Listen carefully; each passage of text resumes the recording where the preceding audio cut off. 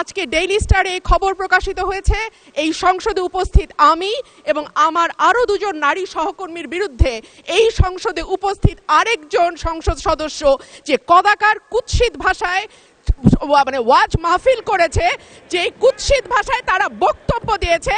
আমি আপনার কাছে এই ব্যাপারে বিচার চাইছি মাননীয় স্পিকার।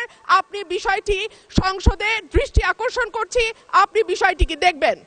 মুফতি আমির হামজা এমপির কাছে ব্যারিস্টার রুমিন ফারহানাকে ক্ষমা চাইতে হবে। দর্শক, জাতীয় সংসদের মতো একটা কথিত পবিত্র জায়গায় দাঁড়িয়ে রুমিন ফারহানা মুফতি আমির হামজার নামে যে মিথ্যাচার করেছেন, যদিও স্টার্টিংটা রুমিন ফারহানা করেন নাই, স্টার্টিং করেছে ভারতপন্থী মিডিয়াগুলো। এটা আমির হামজা এবং জামাতের বিরুদ্ধে গভীর ষড়যন্ত্র অংশ। আমি আসছি সেদিকে। আমির হামজার একটা পরিপূর্ণ সঠিক বক্তব্য এমন ভাবে বিকৃত করে এডিট করে প্রচার করা হয়েছে যে পুরো জামাতও বিভ্রান্ত হয়েছে। কুষ্টিয়া সদরের এমপি মাওলানা মুফতি আমির হামজার একটি এডিটেড ভিডিও কয়েকদিন ধরে খুব ভাইরাল হয়েছে। আমি বিভিন্ন জায়গায় এটি দেখেছি। সেটা কাটিং ভিডিও, অর্থাৎ বিভিন্ন জায়গা থেকে বিভিন্ন অংশ কাটিং করে এডিটিং করে ভিডিওটা মার্কেটে ছাড়া হয়েছে। তার রাজনৈতিক প্রতিপক্ষ অথবা কেউ ভিউ বাড়ানোর জন্য এই সমস্ত ভিডিও মার্কেটে ছাড়তে পারে বা অনলাইনে ছাড়তে পারে। সেগুলোই আমি দেখেছি এবং অতটা বোঝারও চেষ্টা করিনি। শুধু ওই কাটিং ভিডিও দেখে মনে মনে মন্তব্য করেছি এবং কারো কারো কাছে যখন আলোচনা উঠেছে তখন আমিও মন্তব্য করেছি যে তিনি একজন এমপি মানুষ হয়ে এই ধরনের কথা তিনি কেন বলতে গেলেন। এমনকি জামাতের যারা একটু সুশীল তারাও আমির হামজার বক্তব্য যাচাই বাছাই না করে মিডিয়ার প্রচারণায় ফাঁদে পা দিয়ে আমির হামজাকে ক্ষমা চাইতে বলছে এবং আমির হামজাকে বেশিং করছে। অথচ জামাতের যারা আমির হামজাকে ক্ষমা চাওয়ার পরামর্শ দিয়েছেন তাদের উচিত ছিল যে আমির হামজা এটা বলেছে কিনা এটা যাচাই করা। কিন্তু মিডিয়া যে কতটা শক্তিশালী দেখেন, জামাতের লোকজনও মিডিয়ার প্রপাগান্ডায় বিভ্রান্ত হয়। জামাতের লোকজন আমির হামজার বিরুদ্ধে বলছে, অথচ আমির হামজা মোটেও ভুল কিছু বলেননি। আমার ডাইনে বামে আমার এমন ঘড়ি আলা লোক আমি পেয়েছি, যেগুলো সিরিয়াল করা থাকে আগে থেকে। কে কোথায় বসবে আমরা জানিও না, আল্লাহর ইশারা ভেতরে যে দেখি আমার ডাইনে বামে সব ঘড়ি আলা, এমন বড় বড় ঘড়ি। আমার মনে হয় ঘড়ি ছিঁড়লে ওর ভেতর থেকে হয় ব্রিজ, কালভার্ট এগুলো বের হবে। মহিলারা ওদের দেখলে লজ্জা পাবে। রুমিন ফারহানা আপা আছে, এরপরে যে মন্ত্রী পটলের মেয়ে আছে ফারজানা শারমিন, আমার মনে হয় এই তারপরে নায়াব ইসলাম ইউসুফ আছে ফরিদপুরে। এই আপারা আমাদের সামনে, আমার মাঝে মাঝে চিন্তা হয় আল্লাহ আমার ডাইনে বামে যে অবস্থা। ও ম্যাডাম গুলো যদি এদের পেটের দিকে তাকায় ভাববে আল্লাহ ছেলে মেয়ে হয় আমাদের আর পেট হয় হুজুরের পাশে দুইজনের। তো এই ভিডিও দেখার পরে আমার পুরো মোটিভটা চেঞ্জ হয়ে গিয়েছে। আমি দেখলাম যে না, আমির হামজা তো আসলে বক্তব্য এটা দেয়নি। তার যে নারী সহকর্মী বা নারী এমপি রুমিন ফারহানা সহ আরো 2-3 জনের নাম নিয়ে ওই ভিডিওতে যে কথাগুলো বলা হচ্ছে সেখানে পুরো সিস্টেমটা আসলে কাটিং করা। দর্শক, মিডিয়া প্রচার প্রপাগান্ডা অনেক কিছু করতে পারে, এটা বাংলাদেশের মিডিয়ার স্বভাব। কিন্তু একজন সংসদ সদস্য যখন জাতীয় সংসদে কোনো কথা বলবেন, এটা সংসদে রেকর্ড থাকে, তাকে মিনিমাম যাচাই করে কথা বলা উচিত। আবার শুধু কথা বলা না, আমির হামজার বিরুদ্ধে বিচার চেয়েছেন ব্যারিস্টার রুমিন ফারহানা। আমি আপনার কাছে এই ব্যাপারে বিচার চাইছি মাননীয় স্পিকার। যদিও এই পত্রিকার খবরের উপর ভিত্তি করে পয়েন্ট অফ অর্ডার হয় না, এটা স্পিকার জানিয়ে দিয়েছেন। যাই হোক, রুমিন ফারহানা আমির হামজার বিরুদ্ধে বিচার চেয়েছেন। কেন বিচার চেয়েছেন? যে মুফতি আমির হামজা এমপি নাকি ওয়াজে রুমিন ফারহানা সহ নারী এমপিদের বিরুদ্ধে কুৎসিত ভাষায় গালাগালি করেছেন বা শেমিং করেছেন, বডি শেমিং করেছেন, এই হচ্ছে অভিযোগ। তিনি নারী এমপিদের নিয়ে উস্কানিমূলক কথা বা শ্লীলতাহানিমূলক কথা বা কোনো অশালীন বক্তব্য তিনি দেননি। আসলে পুরো ভিডিও যদি আপনারা দেখেন তাহলে আপনাদেরও চেঞ্জ হয়ে যাবে, মোটিভটা পুরোই চেঞ্জ হয়ে যাবে। তো তিনি বলেছেন যে তিনি কি বলেছেন যে আমারও তো সংসদে যাওয়ার সুযোগ মাঝে মাঝে হয়, আমি যাই, তো আমার দুই পাশে অনেক ভুঁড়িওয়ালা মানুষ, পেট অনেক বড়, এই ধরনের মানুষ অনেকগুলো আছে, এমপি অনেকগুলো আছে। তো আপনারা তো নিশ্চয়ই খেয়াল করেছেন যে মাওলানা আমির হামজা কোথায় বসেন, তার দুই পাশে কি বা পেছনে বা সামনে কোথাও কি কোনো নারী এমপি বসে? বসে না তো। তাহলে তিনি কাটিং করে নিয়ে এসে কথা কোথায় জুড়ে দিয়েছে, কোন কার কথা কোথায় জুড়ে দিয়েছে, বুঝতেছেন বিষয়টা এখন? পুরোই কাটিং করা, পুরোই এডিটিং করা। তিনি বলেছেন যে আমার দুই পাশে যে সমস্ত এমপিরা বসে, বিরোধী দলের পুরুষ এমপিদের কথা তিনি বলেছেন যে তাদের ভুঁড়ি এত বড় যে তিনি বলেছেন ভিডিওতে, ওই ওয়াজ নসিহতে তিনি বলেছেন যে ওই ভুঁড়ির ভেতর থেকে মনে হচ্ছে যে ব্রিজ, কালভার্ট, অনিয়ম, দুর্নীতি করার আরো যে সমস্ত বিষয়গুলো আছে এগুলো সব বের হয়ে আসবে। ভুঁড়ি এত বড়। ওই ভুঁড়ি যখন দেখানো হচ্ছে, ভুঁড়ি যখন দেখা যাচ্ছে, তখন ওই রুমিন ফারহানা সহ আর কার বলেছে যে ওনারাও তো, ওই নারী সদস্যরাও তো কিছু আছে এদিক সেদিক কোথায় যেন বসে থাকে। তো তারা যদি এই পুরুষ এই সমস্ত যারা এমপি যারা আছে তাদের এই ভুঁড়ি যদি ওই নারী এমপিরা দেখে, তারাও লজ্জা পাবে যে সন্তান ধারণ করি আমরা, আর পেট উঁচু হয় ওই সমস্ত এমপিদের। ব্যাপারটা কি? রুমিন ফারহানা ডেইলি স্টারের রেফারেন্স দিয়েছে, অথচ ডেইলি স্টার যা প্রচার করেছে সেটা সম্পূর্ণ মিথ্যা, ভিত্তিহীন, বানোয়াট, এডিটেড।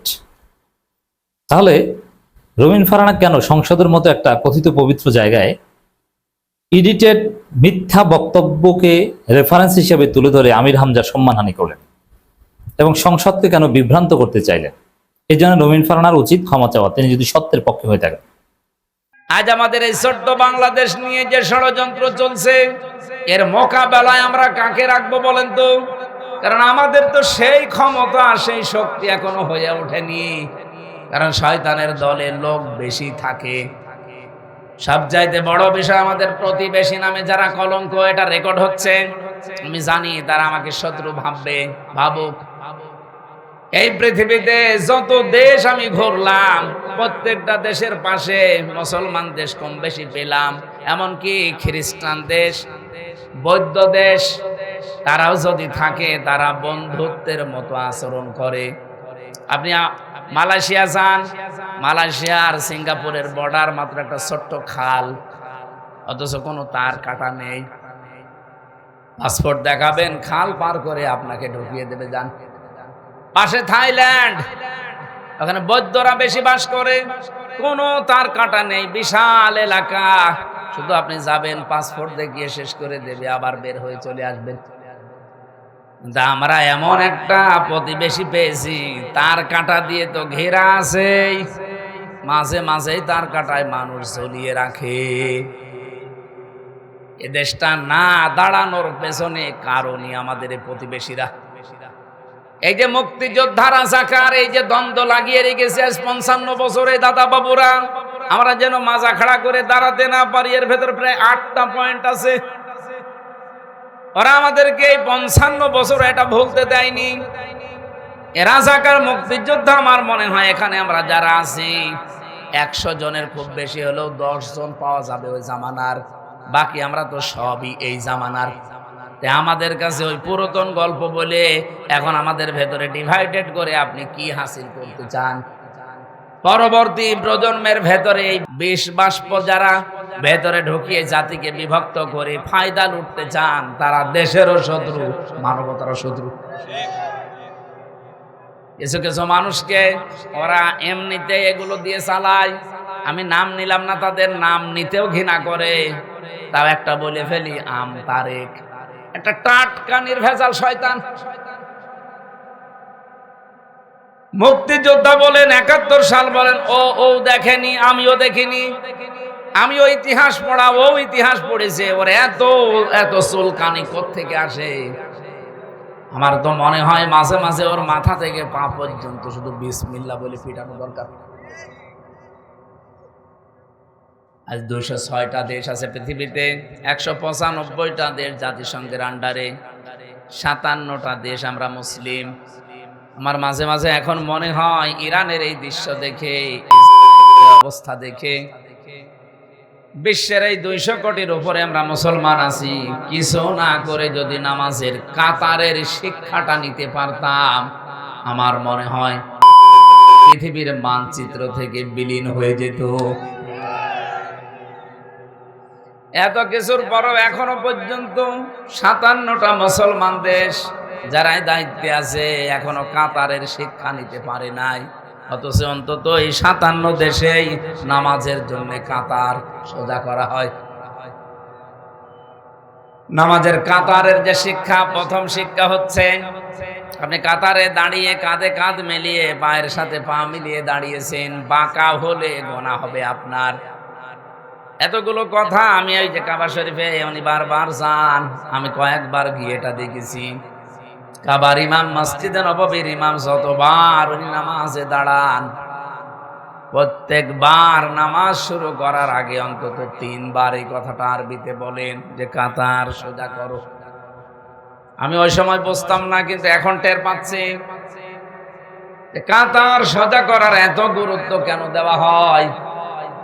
এ পৃথিবীতে কাতার সোজা নেই, এই জন্য আজ আমরা বিশ্বে মুসলমানেরা মায়ের খাই 200 কোটির উপরে থাকার পরেও।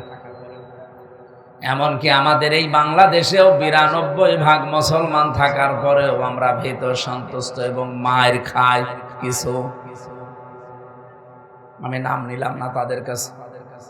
কাতারের শিক্ষা যদি আমরা নিতে পারতাম, এত দল বেদলে আমরা, এই জন্য ওই কাতারটা আল্লাহর কাছে যেহেতু প্রিয়, নামাজের এই কাতার থেকে আমরা এই শিক্ষাটা পরিবারে, সমাজে এবং রাষ্ট্রে এবার নিয়ে যেতে চাই।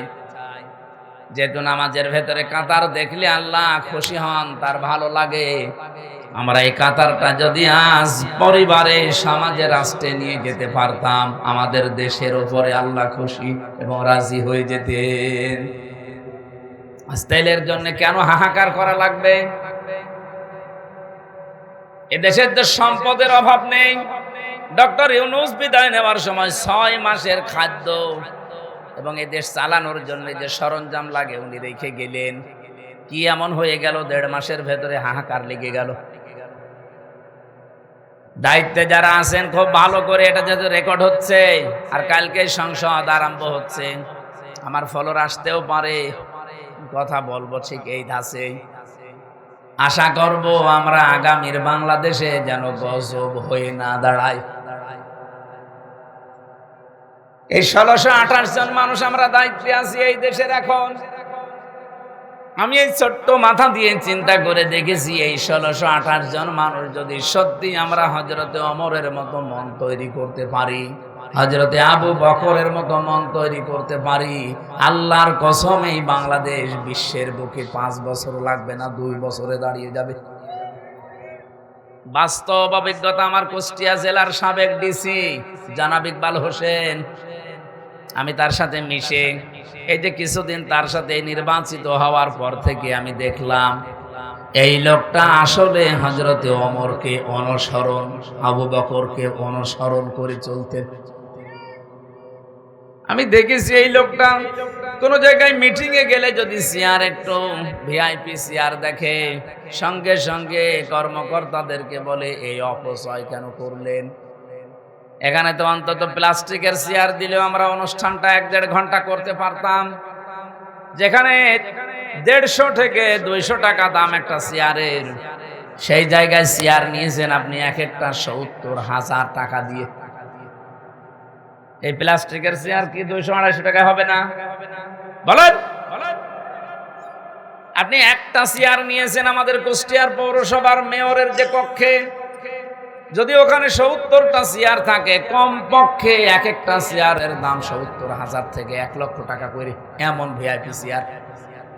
মানে আমার সাথে ওই দিন মিটিং এ বলছিল, মাওলানা এই কাজটা না করে যদি এই জায়গায় অন্তত চেয়ারগুলো নরমাল দিয়ে এই প্রতি চেয়ার থেকে টাকা বাঁচিয়ে জনগণের পেছনে খরচ করা যেত, দেশটা আরো আগে দাঁড়িয়ে যেত। আমি এই জন্যই বলেছি, বাংলাদেশে এই 1628 জন মানুষ আমরা যদি সত্যি ওমরের মতো, আবু বকরের মতো বানাতে পারতাম, এ দেশ আমরাও দাঁড় করিয়ে ফেলতে পারতাম। আমরা তো এমনি টার্গেট নিয়ে গিয়ে যাচ্ছিলাম না, এই সমস্ত কারণে। তারপরেও দেখতে পাচ্ছি বিরোধী দলের আমরা 77 জন যা হাতে নিয়েছি, যা করছি, সরকারি দলের লোকজনও এইটা করতে গিয়ে এখন ওদের মনের ভেতরে আমাদের উপরে রাগ, নিজেও খায় না, খাইতেও দেয় না। কারণ আমরা বলেছি সরকারি কোনো ট্যাক্স ফ্রি গাড়ি আমরা নেব না, কোনো প্লট নেব না, ফ্ল্যাট নেব না, সরকারি যে সুবিধা ওটা আমার দরকার নেই। ওরা চিন্তা করছে বিরোধী দলে থেকে যদি না নেয় তা আমরা সরকারি দলে থেকে নিলে আমরা জবাব দেব কি। ওরাও ঘোষণা দিয়েছে আমরা নেব না। তো সবাই তো আর আল্লাহর ওলি না।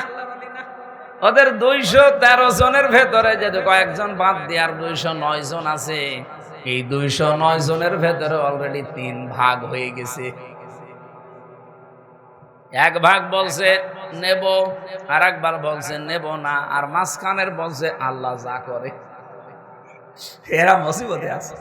ওনাদের ভেতরে এখন কেউ ভারত প্রেমী, কেউ আমেরিকা প্রেমী, দেশ প্রেমী মানুষ খুবই কম। যাদেরকে চেয়েছিলাম ওই মানুষগুলোকে দায়িত্বই দেয়নি। এমন এমন মানুষ দায়িত্ব পেয়েছে দেশের প্রতি, যে আয়াত পড়ে সূরা নাহালের 91 নাম্বার আয়াত পড়ে কসম করলো, শপথ নিল, সে আয়াতের একটা কথাও এখন তারা দুনিয়ার ফেরে বেপড়ে আর মানতে চায় না।